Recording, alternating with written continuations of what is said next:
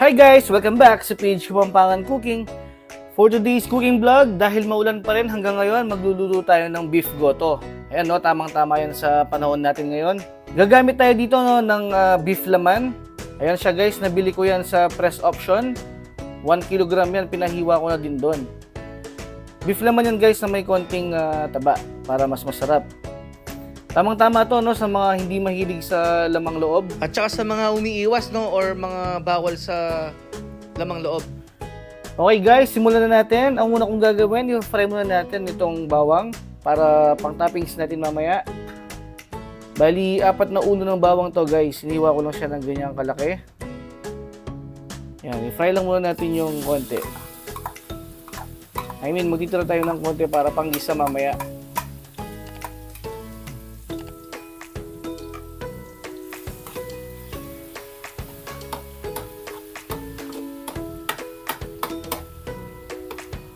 Yan. After a few minutes, pag ganyan na itsura ng ating bawang, toasted na yan, pwede natin hanguin yan.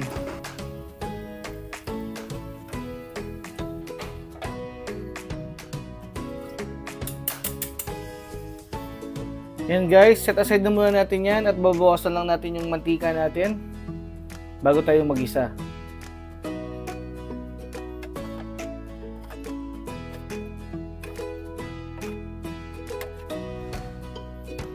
Yan, okay na yan.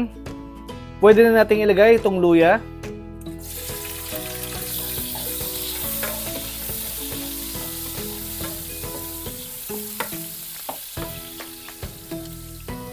Once na lumabas na yung aroma ng luya guys, lagyan na natin itong bawang.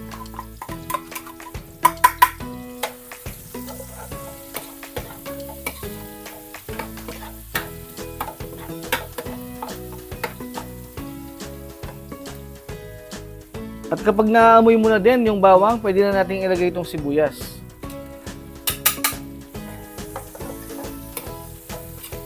Then, continue lang yung pag-isa ng mga 1 minute.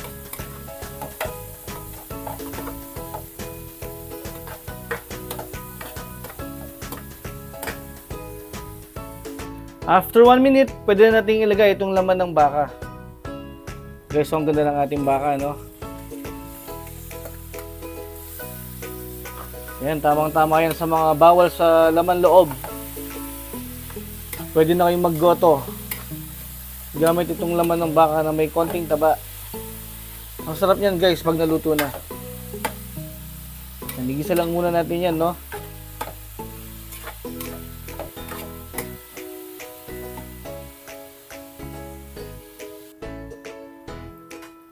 After 3 minutes, timplan muna natin siya ng patis.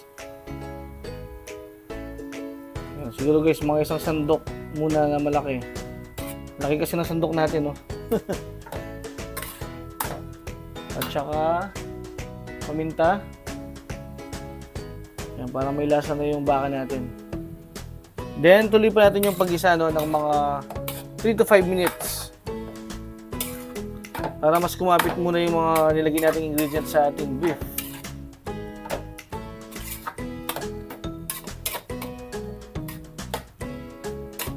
Yan.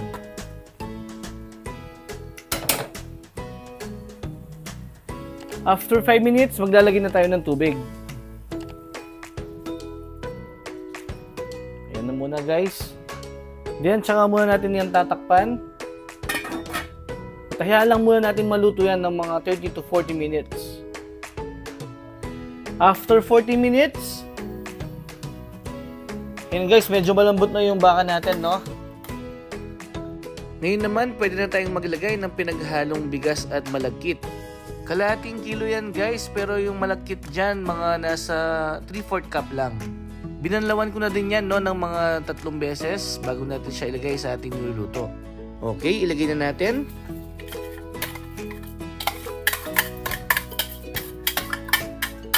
Pangit kasi guys pag purong malagkit yung nilagay natin, kaya dapat meron talagang kaning bigas.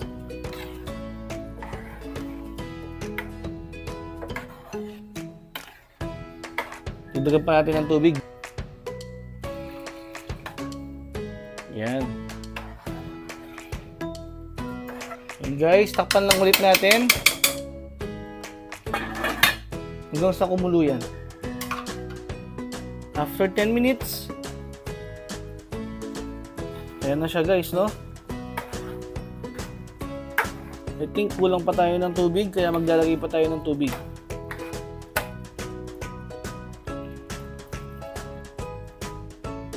Ayan, tsaka lang ulit natin takpan yan at tuloy pa natin yung pagluto hanggang sa maluto yung ating lugaw. At tsaka i-check na rin natin guys kung kailangan pa natin maglagay ng tubig. After 10 minutes ulit,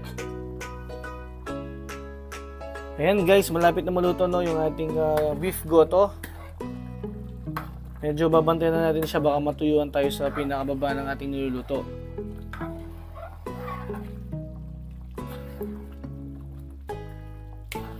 Grabe guys, ang sarap niya, no? Maglagay na tayo guys, no, ng kasuba. Actually, pang arroz caldo to, pero pwede naman sa goto.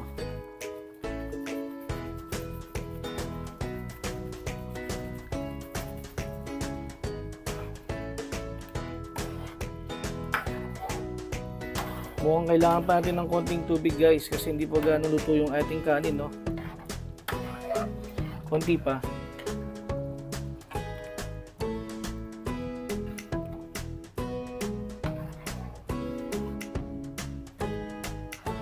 Lakasan ulit natin yung ating apoy para mas mabilis kumulo.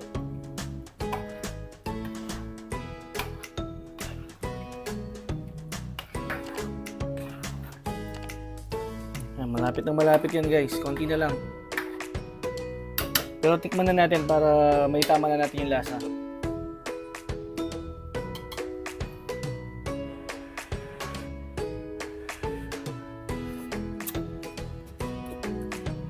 Lalagay pa tayo ng patis.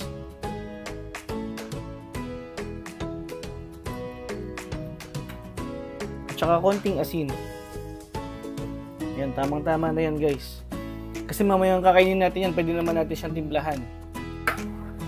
Pinaluhin pa natin hanggang sa mas maluto pa yung ating kanin or yung malagkit.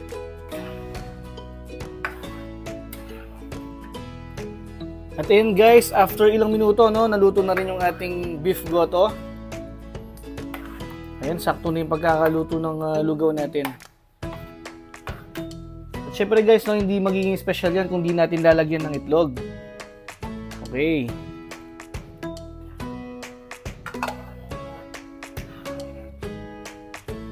Ayan.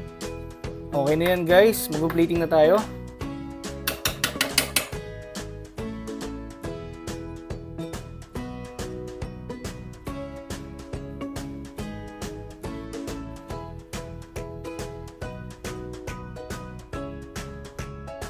Ayan, okay na yan guys. Napaka-solid yan. Kaya subukan nyo na din.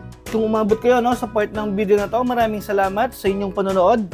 At kung hindi pa kayo nakasubscribe, mag-subscribe na rin kayo. Pakiclick nyo na rin yung notification bell para ma-update kayo sa mga susunod pa nating video gaya nito. Okay guys, hanggang sa muli. Paalam!